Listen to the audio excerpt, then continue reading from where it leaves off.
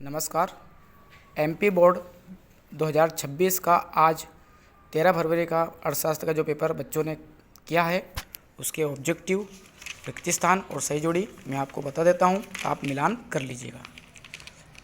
प्रत्येक अर्थव्यवस्था में संसाधनों के वैकल्पिक उपयोग हेतु चयन की समस्या का मुख्य कारण है। तो देखिए इसमें आएगा संसाधनों की दुर्लभता।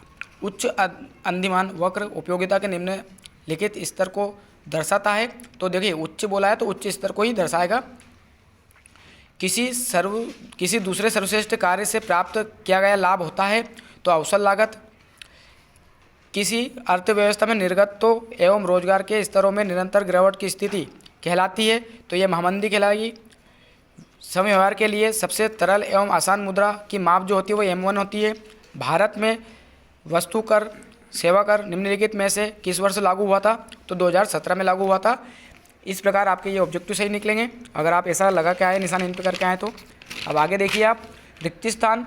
तो निम्न स्तरीय वस्तुओं में के लिए मांग वक्र शिफ्ट किस ओर होता है? तो ये बाईं ओर होता है। फर्म का लाभ आगम तथा तो ये के बीच का अंतर होता है तो लागत के बीच का होता है। बाजार में फर्मों का स्वतंत्र प्रवेश एवं बहिर्गमन होता है तो पूर्ण प्रतियोगिता बाजार में होता है। स्टॉक की संक्रमण एक निश्चित पर मापी जाती है तो समय बिंदु इसका आंसर आएगा। अत्यधिक मांग की स्थिति से दीर्घकाल में कीमतों में होती है तो वृद्धि होती है। सरकारी कार्यवाही द्वारा घरेलू मुद्रा को सस्ता करने की प्रक्रिया अवमूल्यन कहलाती है।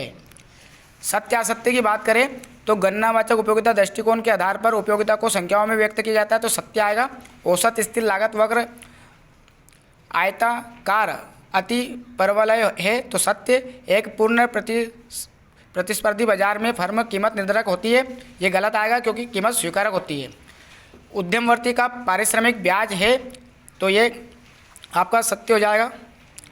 मुद्रा के माध्यम के बिना आर्थिक विनिमय को वस्तु विनिमय कहा जाता है, ये सत्य आएगा। ऊंची ब्याज दरें फर्मों के अधिक निवेश की प्रेरणा देती है, ये गलत हो जाएगा आपका।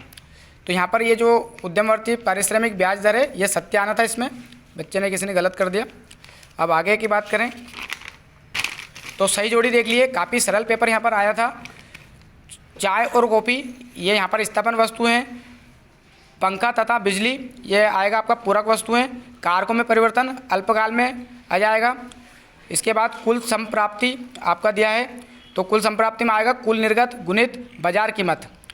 निव्वल अप्रत्यक्ष कर तो दे रखा है अप्रत्यक्ष कर माइनस उत्पादन। सीमांत उपभोग प्रवृत्ति यह आएगा 0 से 1 के बीच। एक मुद्रा की दूसरी मुद्रा में कीमत तो इसका आ जाएगा आपका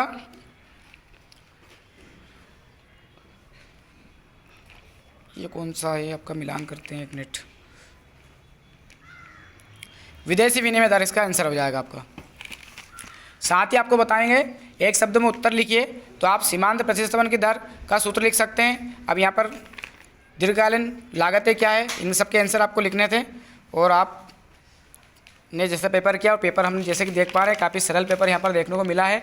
मांग का नियम ये हमने पहले काफ़ी अच्छे से समझाया। उत्पादन के संदर्भ में अल्पकाल क्या होता है, उत्पादन फलन क्या है, एक कीमत स्वीकार फर्म का बाजार कीमत और औसत संप्राप्ति में क्या संबंध होता है, उपभोक्ता। अब साथ ही इसमें मैं आपको दिखाऊंगा सवाल की बात करें तो देखिए वस्तुएं दी है, इसमें वस्तुएं कीमतें उपभोक्ता द्वारा मांगी गई मात्राएं बाजार मांग। कुछ नहीं करना था, ये जो ए और बी और सी है इन तीनों को जोड़ो और बाजार मांग में इसका आंसर आ जाएगा। तो इसका आंसर आएगा 20 और 10 और 8 38 आंसर इसका हो जाएगा। 15 यहाँ पर 20 है, यहाँ पर 15 दे रखा, ये होगा 35 और 5 यहाँ पे 40 हो जाएगा। 10 5 15 और 2 यहाँ पर 17 आंसर आ जाएगा। 4 नंबर आपको 2 सेकंड में मिलने वाले थे। इस तरह आपका पेपर आया था जैसे कि आपको दिखाया गया। जय हिंद, जय भारत और DS बना के साथ अगले पेपर के लिए आप तैयारी करें और अच्छे 95 99 नंबर लेकर आएँ।